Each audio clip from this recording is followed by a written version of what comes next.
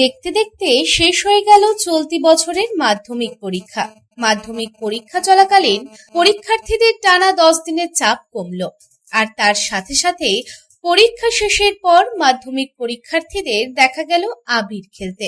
এমনই চিত্র ধরা পড়ল বুধবার দুর্গাপুরের বিভিন্ন স্কুলের বাইরে। পরীক্ষা শেষে আবির খেলায় মাতে পড়ুয়ারা। জীবনের প্রথম বড় পরীক্ষা শেষ হওয়ার পর চাপ মুক্ত হওয়ার পরিপ্রেক্ষিতে সকল ছাত্রছাত্রীদের মধ্যেই একটি খুশির আভাস লক্ষ্য করা যায়।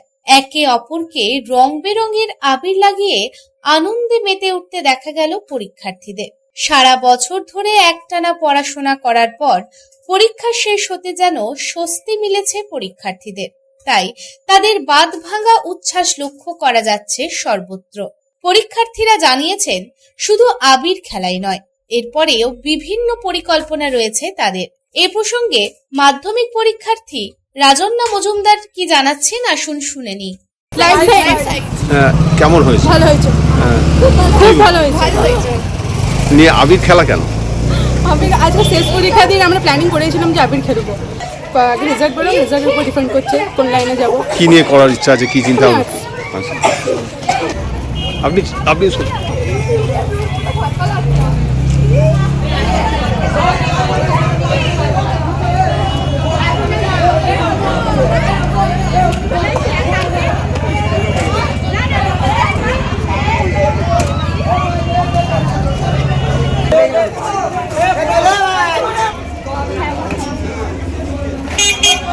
দুর্গাপুর থেকে সাধন রুজের রিপোর্ট, পাবলিক টাইমস।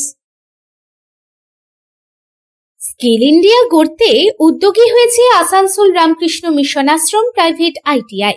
মাধ্যমিক উত্তীর্ণ ছাত্রছাত্রীদের স্কিল ডেভেলপ করতে Asansol Ramakrishna Mission Ashram private ITI এর উদ্যোগ জীবন নির্মাণে আলোর দিশা। আর এরই মাধ্যমে বিগত 7 বছর ধরে সাফল্যের সাথে এগিয়ে চলেছে।